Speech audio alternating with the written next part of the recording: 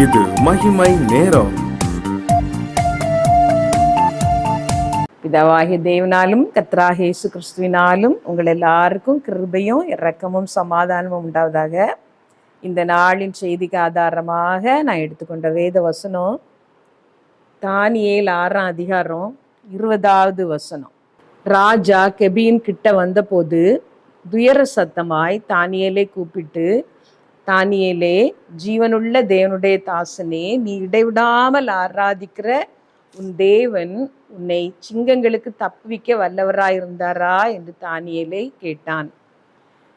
இந்த வாரத்துல ஆராதனை என்பதை பற்றி, ஆராதனை என்கிற தலைப்பிலே நாம் தியானித்து வருகிறோம்.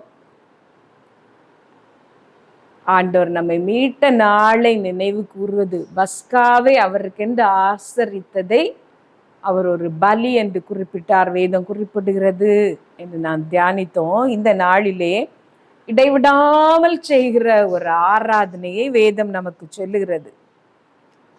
ஆராதனை என்றால் வெறும் பாடுவதும் ஸ்தோத்திரம் பண்ணுவதும் தான் என்று நாம் நினைத்து கொண்டிருக்கிறோம். ஆனால் வேதம் நமக்கு நிறைய ஆராதனைகளை கற்பிக்கிறது.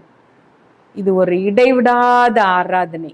தானியேல் அதை செய்தார். இடைவிடாமல் ஆராதிக்கிற தேவன் என்று ராஜா பெல்தஷாத்சார் ராஜா கண்டுபிடித்தார் என்று வேதத்துல நாம் வாசிக்கிறோம். தானியேல் அப்படி இடைவிடாமல் செய்த ஆராதனை என்ன என்று வேதத்துல நாம் பார்க்கும் பொழுது அவருடைய வாழ்க்கை ஒரு ஆராதனையாக இருந்தது. கர்த்தருக்கு உண்மையாக நாம் வாழ்கிற வாழ்க்கை நாம் அவருக்காக செய்கிற ஆராதனை. வெறும் பாடுவதும் சத்தம் போடுவதும் மாத்திரம் இல்லை, வாழ்க்கையே அவருக்கு ஆராதனையாக நாம் மாற்ற முடியும். தானியேலிடத்திலே அப்படி என்னதான் விசேஷித்த குணங்கள் காணப்பட்டது என்று நாம் வேதத்துல பார்க்கும் பொழுது, தானியேல் 6ஆம் அதிகாரம் 23வது வசனத்திலே நாம் பார்க்கிறோம், தானியேலுக்குள் ஒரு விசேஷித்த ஆவி இருந்தது என்று சொல்லி. நம்முடைய வாழ்க்கை இடைவிடாத ஆராதனையாக, எப்பவும் ஆண்டவரை மகிமைப்படுத்துகிற கனப்படுத்துகிற ஒரு வாழ்க்கையாக இருக்க வேண்டுமானால் நமக்குள்ளால் ஒரு விசேஷித்த ஆவி இருக்க வேண்டும். அதுதான் பரிசுத்த ஆவியானவர். பரிசுத்த ஆவியானவருடைய துணை இல்லாமல் பரிசுத்தமான ஒரு வாழ்க்கை வாழ நம்மால் முடியாது.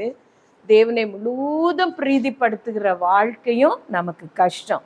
ஆகவே இதை கேட்கிற நீங்கள் எல்லாரும் இயேசு கிறிஸ்துவை உங்கள் இருதயத்திலே ஏற்றுக்கொண்டது, அவர் உங்களுக்கு தகப்பனாக தேவனாக எல்லாமாக மாறியிருப்பது உண்மையானால் நீங்கள் செய்ய வேண்டிய ஒரு காரியம், ஆண்டவரே உம்முடைய அந்த பரிசுத்த ஆவியானவரை எனக்கு தாரும் என்று கேட்டு அவரிடம் பெற்றுக்கொள்வது. 2வது தானியேல் 6ஆம் அதிகாரம் 4வது வசனத்திலே நாம் பார்க்கிறோம், தானியேல் செய்த அந்த வேலை விஷயத்திலே ராஜாவுடைய அரண்மனையிலே அவர் ஒரு பெரிய உத்தியோகத்திலே இருந்தார். அந்த வேலை விஷயத்திலே அவரை குற்றப்படுத்தும்படி ஏதாவது முகாந்திரம் கண்டுபிடிக்கலாம் என்று தேடின பொழுது ஒரு முகாந்திரம் கூட கண்டுபிடிக்க முடியவில்லை. ஆண்டுடைய பிள்ளைகள் என்று சொல்லுகிற நீங்கள் ரட்சிக்கப்பட்டிருக்கிறோம், ஆலயத்துக்கு ஒழுங்காக போகிறோம், ஆண்டவரை தேடுகிறோம் என்று சொல்லுகிற நீங்கள் மற்றவர்கள் குற்றம் கண்டுபிடிக்க முடியாத ஒரு உண்மையான வாழ்க்கை உங்கள் அலுவலகத்திலே வாழ்கிறீர்களா என்று யோசித்து பாருங்கள். நிறைய இடங்களிலே நாம் பார்க்கும் பொழுது ஆண்டவரை அறியாத ஜனங்கள் கூட லஞ்சம் வாங்குவதில்லை, ஆண்டவரை அறியாத ஜனங்கள் கூட உண்மையற்றவர்களாய் வேலை பார்ப்பதில்லை. ஆனால் ஆண்டவரை அறிந்தோம் என்று சொல்லுகிறவர்கள், ரட்சிக்கப்பட்டோம் என்று சொல்லுகிறவர்கள் பணத்துக்காகவே வாழ்வது போல கர்த்தரை மறுதலித்து வாழ்கிற வாழ்க்கையை நாம் பார்க்கிறோம். ஒருவரும் குற்றப்படுத்தும்படி முகாந்திரம் இல்லாத ஒரு உத்தமமான வாழ்க்கை நீங்கள் வாழும் பொழுது இடைவிடாமல் கர்த்தருக்கு ஆராதனை செய்கிறீர்கள். உங்களை பார்த்து மற்றவர்கள் உங்களை பார்க்கும் பொழுது கர்த்தருடைய நாமம் மகிமைப்படுத்தப்படுகிறது. இன்னொரு காரியம், அந்த 6வது அதிகாரம் 4வது வசனத்திலே நாம் பார்க்கிறோம், உண்மை உள்ளவராக தானியேல் இருந்தார் என்று சொல்லி. நாமும் நம்மால் முடிந்த வரைக்கும் உண்மை உள்ளவர்களாக இருக்க வேண்டும். உள்ளும் புறம்பும் உண்மையாக வாழ நாம் கற்றுக்கொள்ள வேண்டும். இனி முக்கியமான ஒரு காரியம் நாம் வேதத்துல பார்க்கிறோம், 30 நாள் அளவும் ராஜாவை தவிர வேறு யாரிடமும் விண்ணப்பம் பண்ணக்கூடாது என்று சொன்ன பொழுது தானியேல் ஆண்டவரை நோக்கி விண்ணப்பம் பண்ணுவதை நிறுத்தவில்லை. தானியேலின் இடைவிடாமல் ஆராதிக்கிற அந்த வாழ்க்கைக்கு காரணம் அவர் ஜெபிப்பதை, தினம் 3 தடவை ஜெபித்தார் என்று வேதத்துல நாம் பார்க்கிறோம். அவர் ஜெபிப்பதை நிறுத்தவே இல்லை. இதை கேட்கிற நீங்களும் கூட ஒரு தீர்மானம் எடுங்கள்.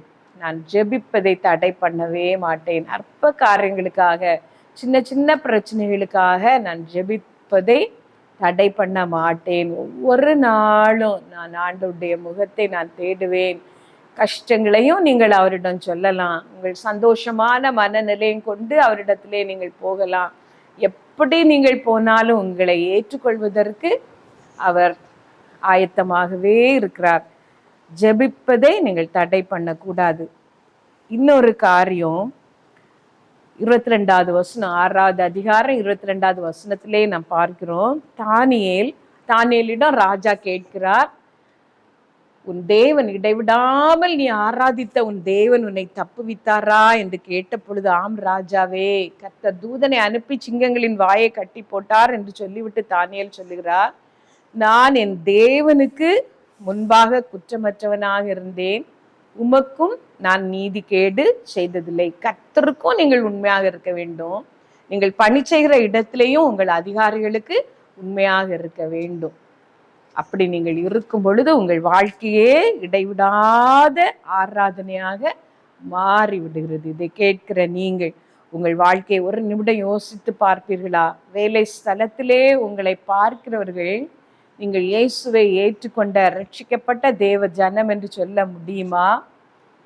உங்கள் வாழ்க்கையிலே உள்ளும் ரொம்ப நீங்கள் உண்மையுள்ளவர்களாக இருக்கிறீர்களா? ஆண்டவருடைய சமூகத்திலே உங்களை ஒப்பு கொடுங்கள். மனுஷருடைய கண்களுக்கு முன்பாக எல்லாவற்றையும் நீங்கள் மூடி மறைத்து விடலாம். ஆனால் கர்த்தருக்கு முன்பாக எல்லாம் வெளியரங்கமா இருக்கிறது.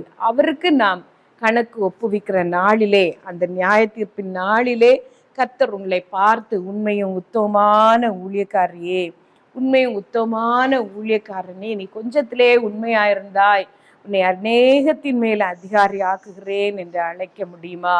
நான் ராஜாவுக்கு நீதி கேடு செய்ததில்லை, கர்த்தருக்கு முன்பாக நான் குற்றமற்றவனாக நடந்தேன் என்று உங்களை பற்றி உங்களுக்கு சாட்சி சொல்ல முடியுமா?